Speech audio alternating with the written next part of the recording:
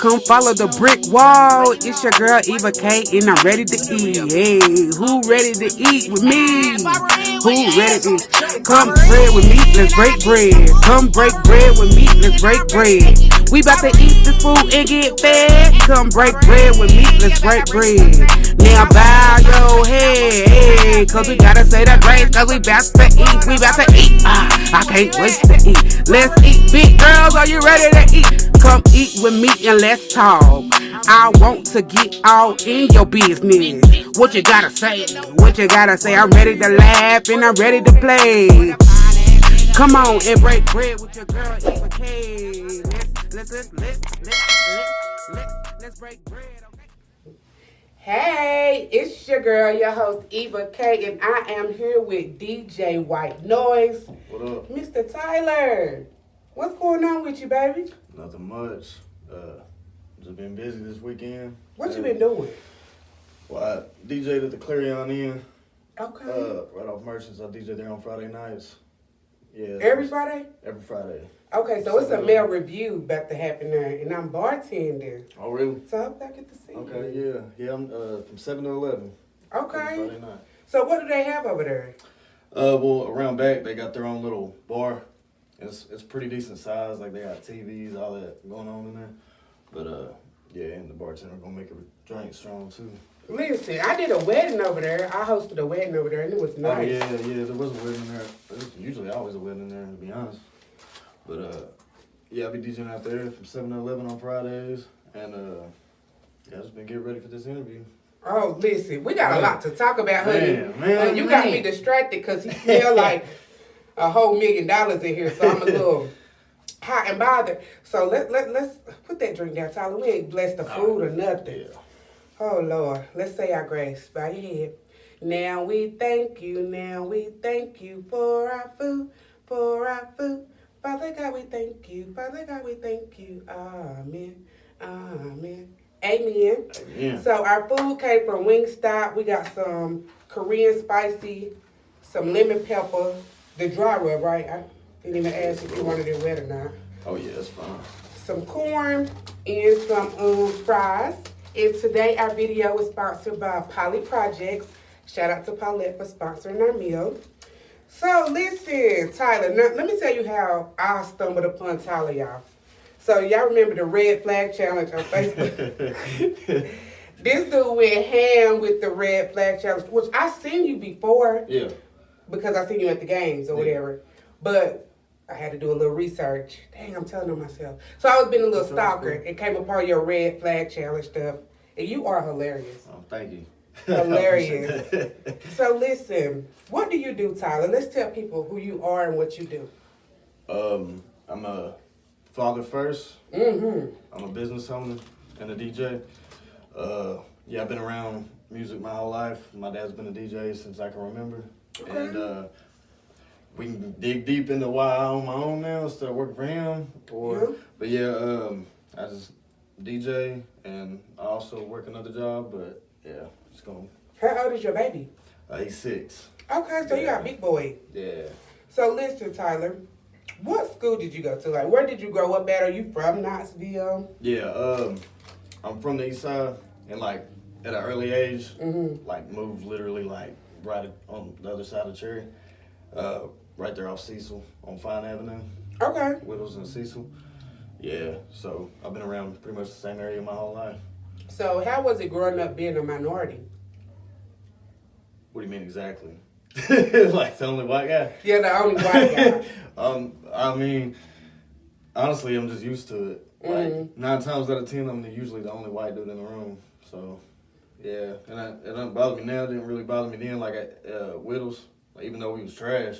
On the basketball team, yeah, because mine was blowing y'all out. Oh man, we got beat 89-9. Man, it was so bad. Like, how does that happen? Like trash. That should have stopped the game. I don't like that. Yeah, we was trash, but nah, yeah, I was the only white dude on the team. But yeah, I've just been used to it. It don't really bother me now. So, okay, so this is kind of like a 2-part question, right? Okay. So you DJ, so you always around music. Yeah. And then you're always around like black people, right? Yeah. So what about the music that have the N-word? Like, oh, I don't. Actually, crazy story. I keep it 100. Like, yeah. I used to like all my friends wouldn't care if I said that word. Like we don't care. You cool? Like you can say it. If a song came on, I'd say it. And when I had my son, he's mixed.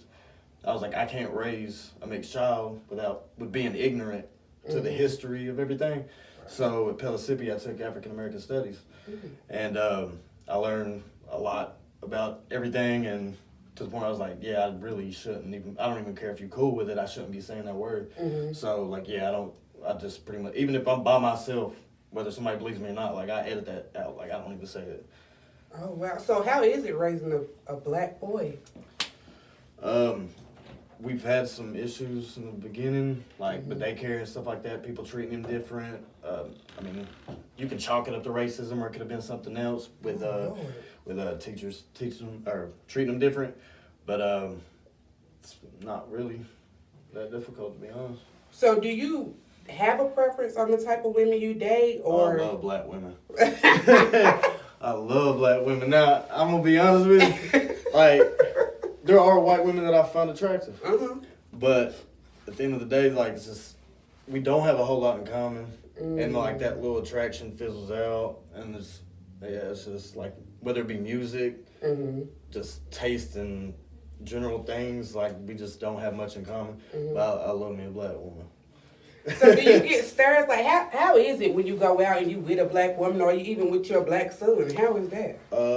I really don't like pay attention to it anymore. I mean, of course, I'd be stupid to say I didn't notice it sometimes, but ever since high school, I was dating black women then, and you like whether we be at a basketball game or something like that, like I'd notice people staring at us, so I'm kind of like used to it. It don't really bother me. Got you. Yeah, but. Yeah, I love black women. You are so hilarious. And you may want to edit this part out, I don't know. We ain't nothing. All right. No, and I say this because in the African American Studies class that I was taking, like, and I think the teacher had a thing for me too. Oh, okay. No, she, I'm getting sidetracked, but there was a couple white women in there, and she was like, so Tyler, why do you like black women? I was like, I like a strong woman. And not saying that white women aren't strong women, but a white woman, I'm going to say, look, I'm going out to the club tonight. I'm like, okay. A black woman be like, no, you're going to sit your ass down. You ain't going nowhere. Like, that's what I need. I need somebody to keep me in line. Like, yeah. So that's another thing. But yeah, no, I turned in my final in African American Studies. And she gave me, I was one of the last people to finish because I was making sure I did, I got a 90-something. A in that class. But yeah, she gave me a big hug and said, don't be a stranger. You get that all she the ain't time. do that to nobody else. Do you get that all the time though? Like with women hitting on you and just saying like little sly stuff? I don't want to sound narcissistic, but yeah. I mean, look, you walked into a all female spa and all the women just stopped like, what is going on? Because you're like a little unicorn. A unicorn? Yeah. How's well, that? I know a unicorn is like girly, but your swag, the way you talk, the way you walk, the way you carry yourself is different, especially when you come around predominantly black people. Yeah. So we stare at you like, oh. And then the way you smell. I'm big on hygiene. Man. Hey, I moisturize twice a day too.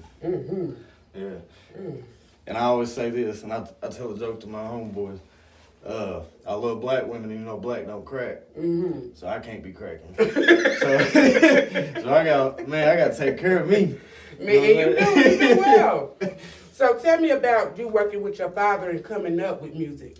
So of course, it's one of those divorces where every other weekend I go to my dad's. So if I didn't get dropped off with my grandparents, I'd be with him, and I'd have to DJ with him, whether I'd be asleep under the table or whatever. Oh, wow. But, yeah, I've always been around that, and then got to the point where I was 16, and actually on my birthday was the first time that I DJed by myself, and I had to work for him on my birthday instead of celebrating.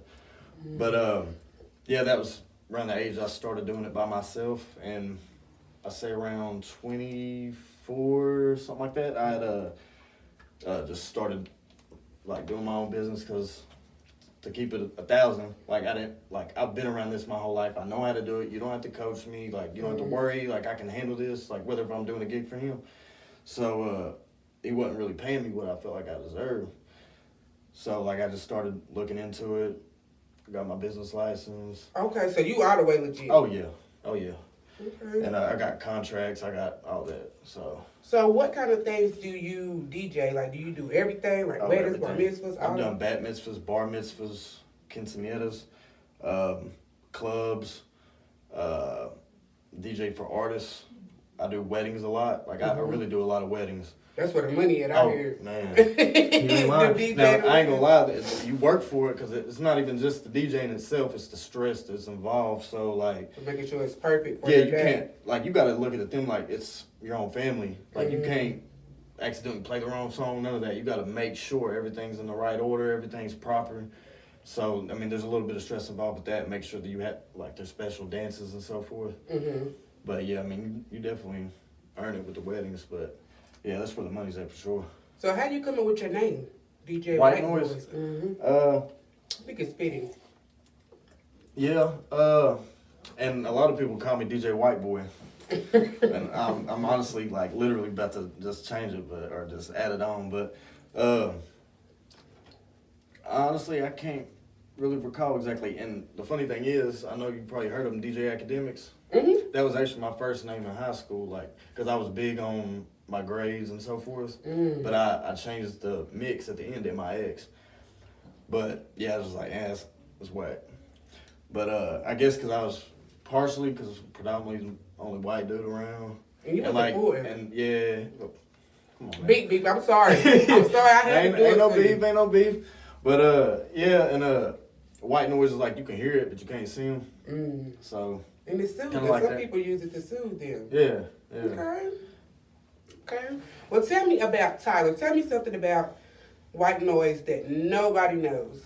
Or you know that just a limited people know. You know what I'm saying? You know what I mean? I'm not sure. I'm pretty much an open book on Facebook. And all other social media. I'm single. Ready to mingle, or you just single trying to get your life together? What you doing? Oh, no. Now, weekend. All right, this is something. Like, it ain't nothing interesting, but I did have a bad drinking problem. Like, really bad. It was really bad last year, especially with COVID. And I'm actually like a little over a year sober now.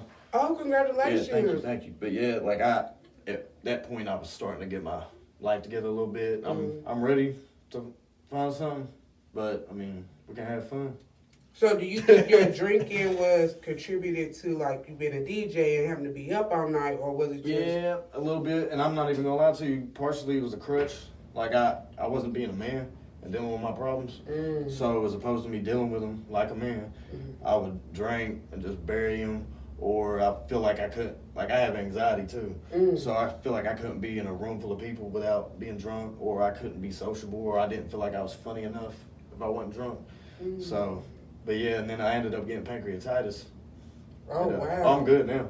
But that's when your pancreas is producing too much sugar. Yeah. Right? They said it was like they mentioned something about being diabetic, but I wasn't. But yeah, but that didn't even change nothing because I was in the hospital bed. You know how they had them nurses come in, like they're like in school.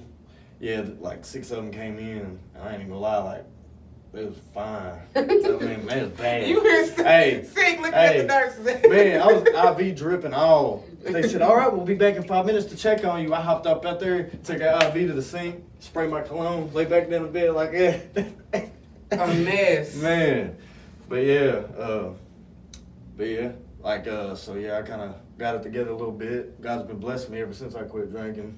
Blessing after blessing, getting bookings. So what was your turning point that you was just like, look, I gotta stop this drinking? Because a lot of us deal with over drinking. We Yeah, there ain't nothing wrong with that. Yeah. But I mean, I had already had the mindset where I know I needed to stop. But that was a wake up call in itself, having a health problem. But I had a lot of depression too at that time. Like I was a very low moment in my life, like trying to be able to see my son, stuff like that. Like I said, I'm an open book. I ain't lying. Real bad depression. And to the point I was drinking like 2 pints a night. And that was like from 3 o'clock to when I passed out. But yeah, it was pretty bad. But so did you get professional help or you just cold turkey on your own? No, I did it on my own. Oh, wow. Yeah, like after they did all that, like it took me, I was in the hospital for about a week. And I started just thinking about stuff, and after that, like, and I gained from drinking, like 20, 30 pounds, and I've never been over like 160 in my life. I was right at 200, and that was another thing, because, like I said, I'm big on taking care of myself and so forth. Like, I wouldn't even want to be seen without a shirt off. Like, it was bad. but yeah, like, I was just like, I'm going to start getting this together. I'm going to start taking DJing more serious. And I did think that would be an issue, because I'd stopped attempt to do clubs because of the drinking and the lifestyle and the stuff that comes along with it. But I'm at the point where that doesn't really bother me anymore. You could just look past that and do what you gotta do. Yeah, like that. I DJ at that hotel every Friday. It's a bar. You know, and I ain't even gonna lie. Like, and I apologize to whoever I was DJing for. Sometimes I'd be at a wedding, and as soon as we're transitioning from ceremony to reception, I'd be at that bar. Like, and that was another thing. I felt like I needed that to be outgoing on the microphone as well. Like I couldn't be sociable. Like, you didn't have that natural. Yeah, like I just used it as a crutch, but at the end of the day, I had it the whole time. I just felt like I needed that. How was your support system through this? Like, did you have your family to back you up, or? To be completely honest, like I mean, you could probably tell I'm the black sheep of my family. But yeah, I say my mother and a lot of them were my close friends. They helped me get through it. And the funny thing is, my closest friends drink a lot, and I'm still around it all the time. It don't bother me. But yeah, they're the ones that helped me through it a lot. It was Kwame and Lindsay Willis. Oh, I love Kwame. Yeah, that's I love you. They're so dope. Like, if I even looked like I was about to go grab something, like, they'd be like, no. Like, but yeah, those was the main ones right there. Let me ask you something. You just said you was the black sheep of your family, right? Yeah. And you date black women. How did your family take that? Well, they knew in high school, but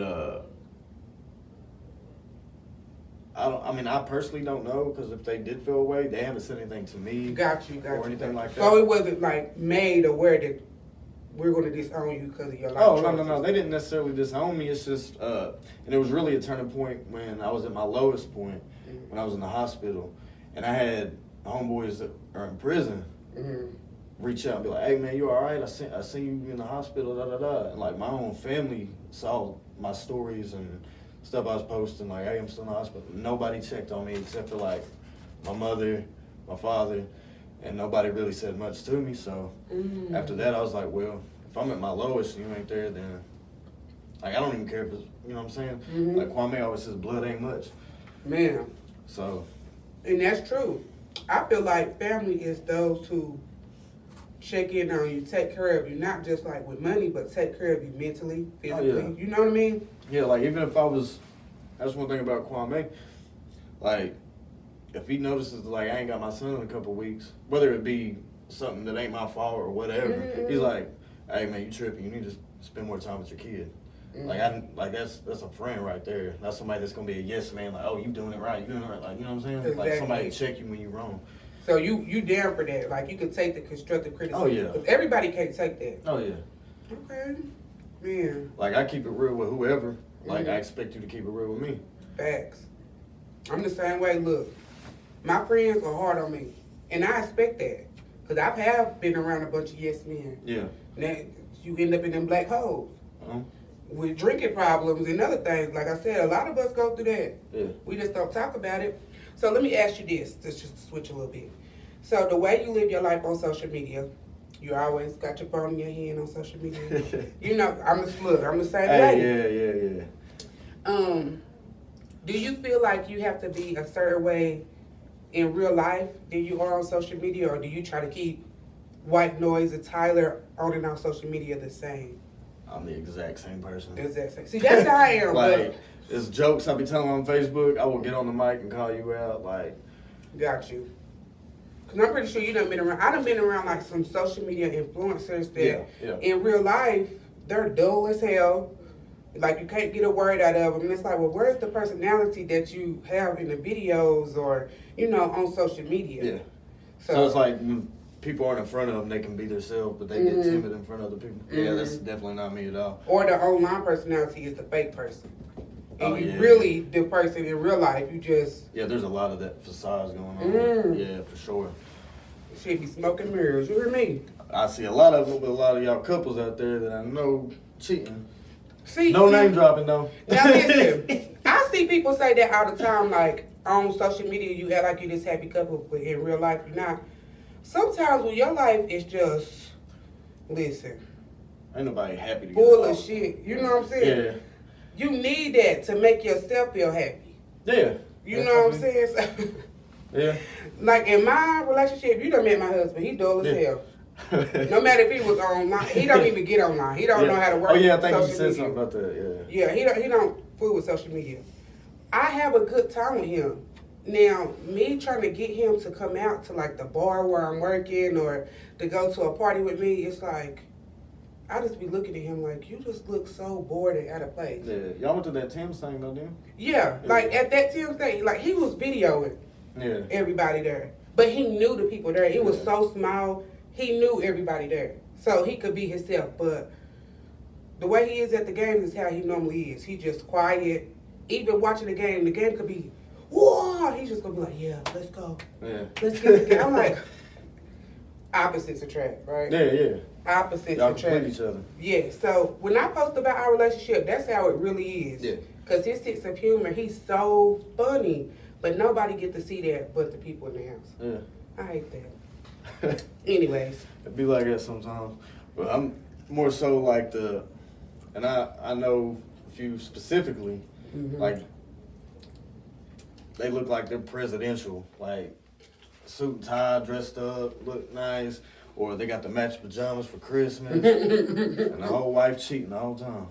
Listen though, cheating, what people got to realize in a relationship, for most couples, not all, but most, cheating is not a deal breaker. Yeah. It could be embarrassing if your man or your woman out there just doing all in the open, but a lot of times it's not a deal breaker. Why, you think they just doing their own thing? Yeah.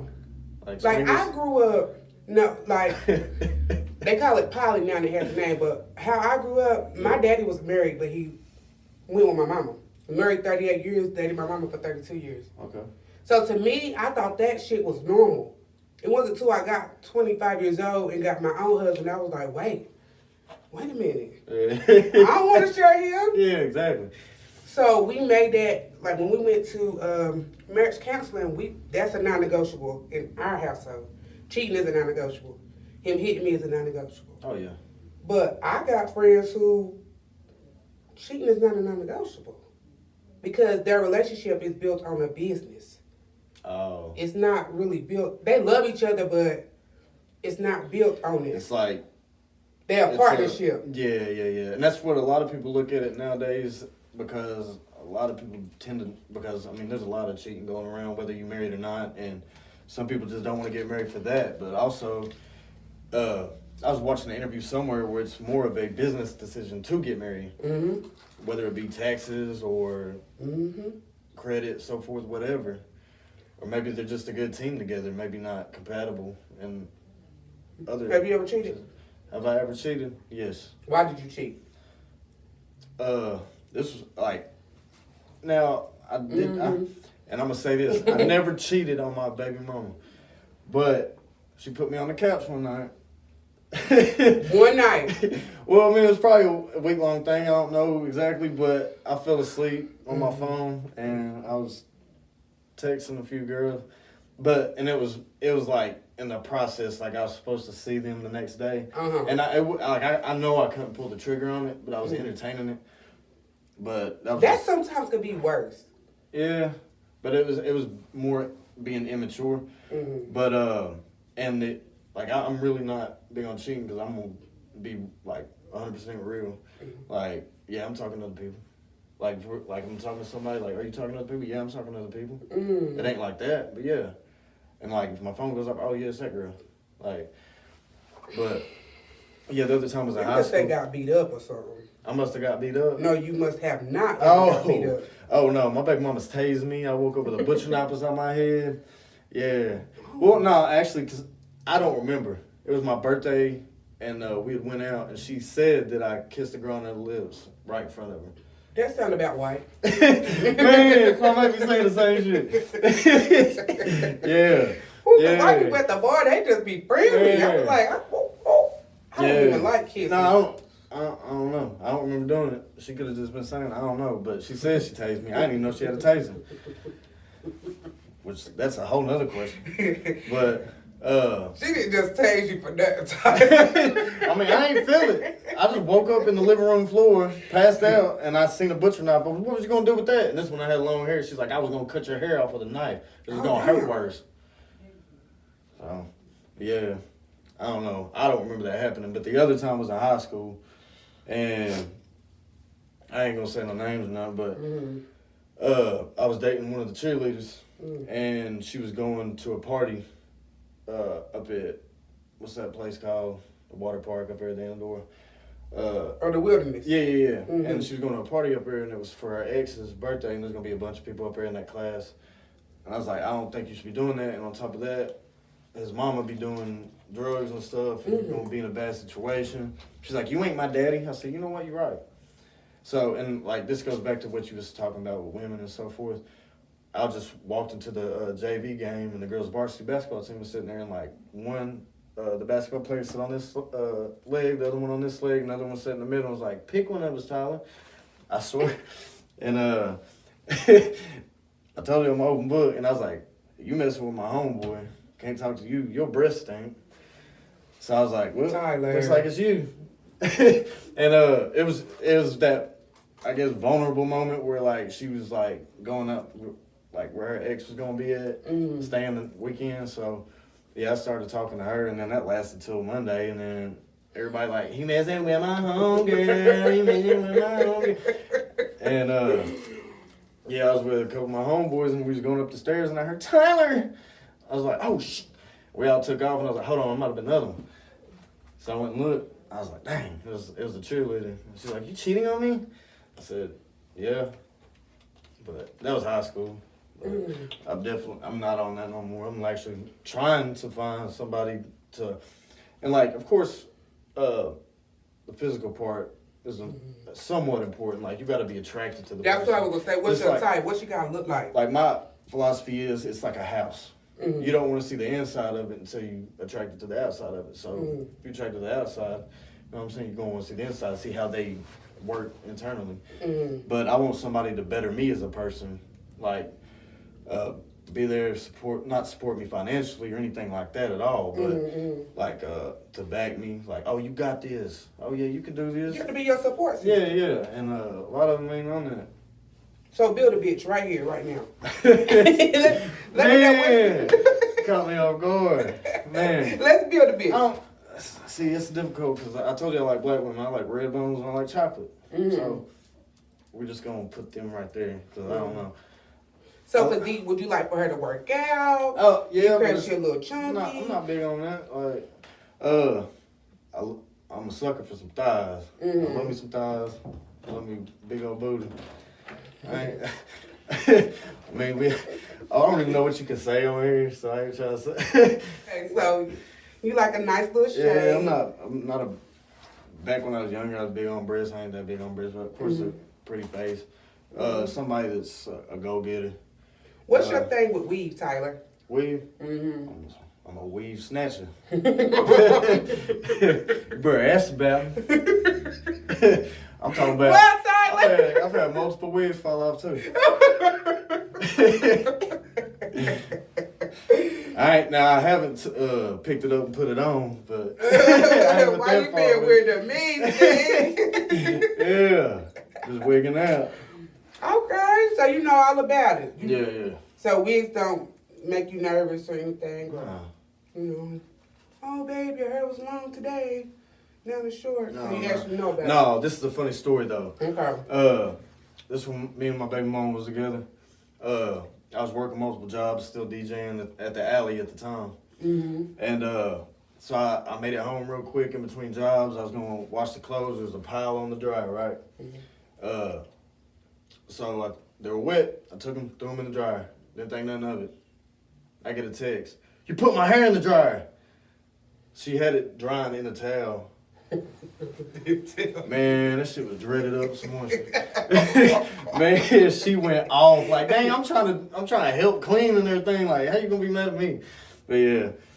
Oh my goodness, learning experiences, Lord.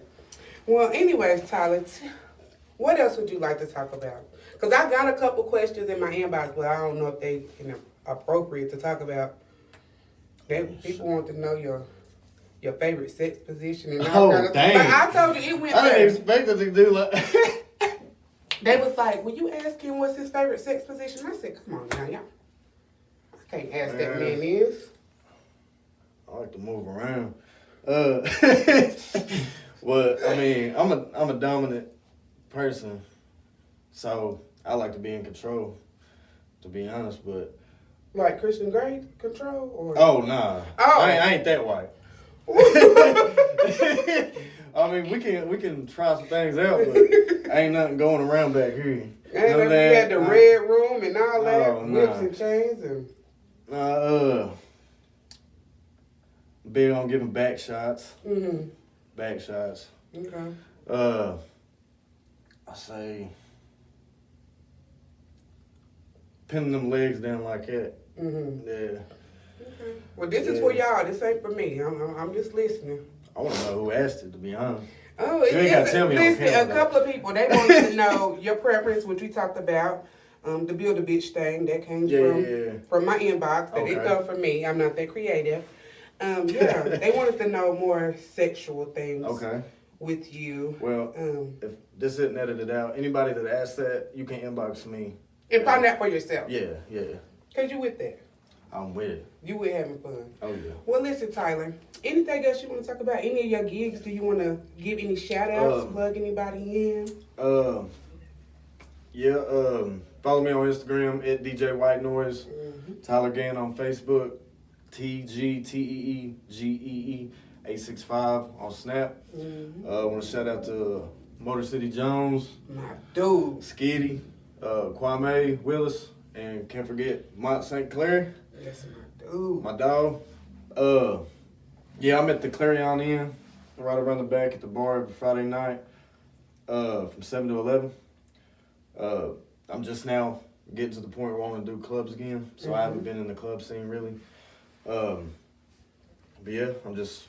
Tyler, how you planning on being strong and staying sober? And I ain't even gonna lie. Like I was, I'm goofy, so I was like, 1 year sober, I'm gonna drink to that. But, like I thought about it, but I was like, man, I've been doing so good. Like my life's been so much better. Mm-hmm. I don't even want to go back down that road. Gotcha. Like even risk going back down that road. So yeah, I ain't got a problem with it. I've lost weight. I've been doing way better financially. Like had more money just by not spending money on that. Mm-hmm. But yeah, I definitely am not gonna be picking that back up anytime soon. Well, listen, you are in our thoughts and prayers, y'all. If y'all want a part 2 with Tyler, because I can literally talk to this guy all day. The Tennessee-Georgia game is on, so I know you're trying to get to that. But I just want to tell you, thank you for coming out. Thank you for being open and transparent. And I had a great time with you today. Oh, I did too. One love, y'all. Peace.